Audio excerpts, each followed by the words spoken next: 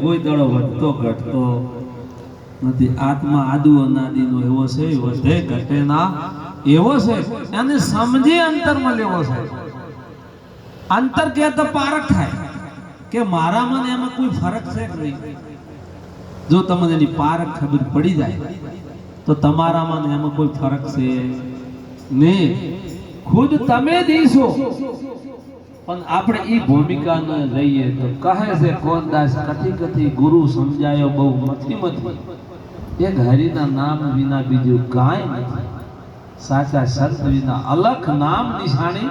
જ્યાં સુધી અલખ ને સમજાય ત્યાં સુધી આપણે વાણી કે સાકી કે જગત આખો દોડ શબ્દ જ બોલે છે બધું, પણ કોઈ શબ્દની ઓળખાણ કરે ખરા નથી કરી શકતું. પણ જો તમને મને તમને જો સાચા શબ્દ મળે તો 100% પારખ મળી જાય.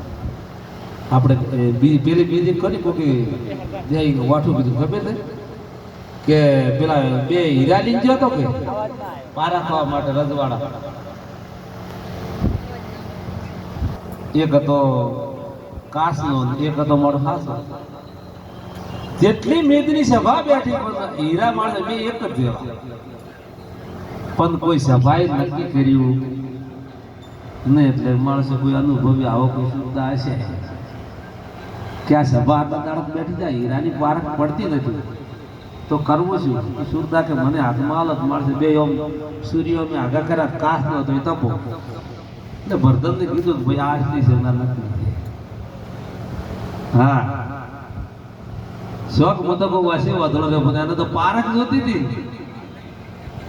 તો મારા તમારા ઉમેદર પારખ થાત નથી. હાસન ગુડા એ જ બોલે આવડી જાય. એટલે પારખ કરો. પારખ કર્યા વિના મારું તમારું ભજન નિષ્ફળ થાય. એટલે જમ સુરદાસી પારખ કરી આલી એમ આપણે પારખ કરી અને નિર્ગુણ શિરગુણ શબ્દનો નિવેડો કરી અને આપણે એને વળી લેવાનો છે. અને એના પછી કોનદાસ બોલ્યા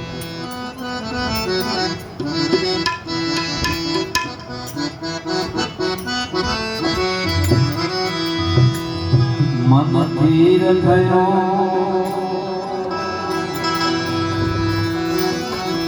મને અસલ ગરવળ ખાયો ગુરુજીની દયા થકી.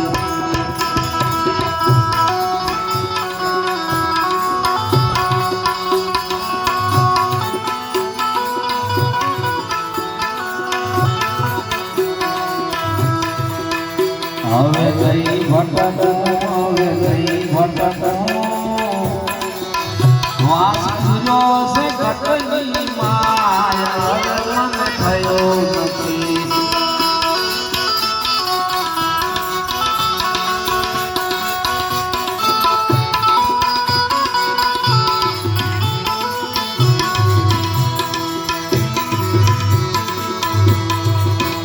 ઈ તો ઘર ગુરુજીની પાસે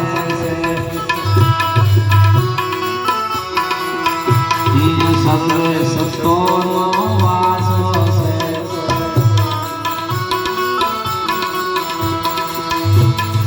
અરે તમે આવી વસો દેશ ખાસો છે. તમે આવી વસો દેશ ખાસો છે. મન ધીર ગયો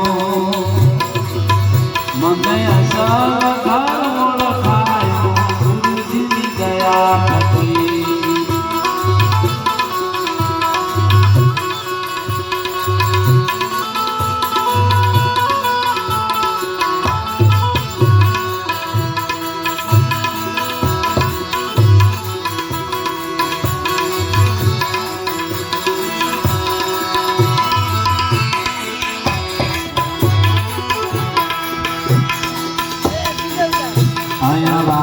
દિવસ ભર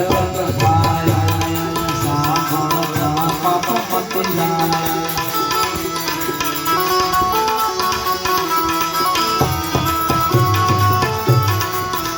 અહીંયા રાત દિવસ ભર સાંભળતા પાપ મટી જાય.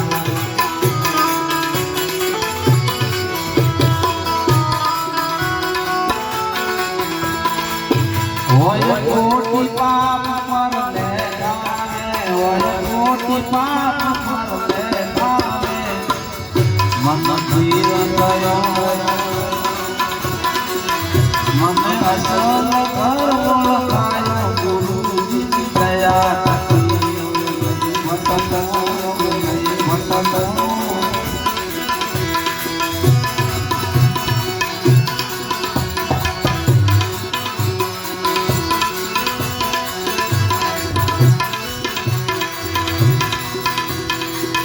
जिसे अवरत रोग माला मनती ज्ञान की जालम है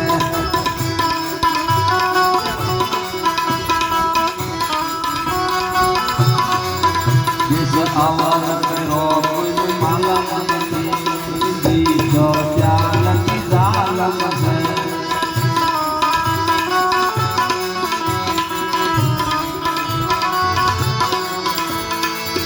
जिस देखाड़े रसियो मालम जिस देखाड़े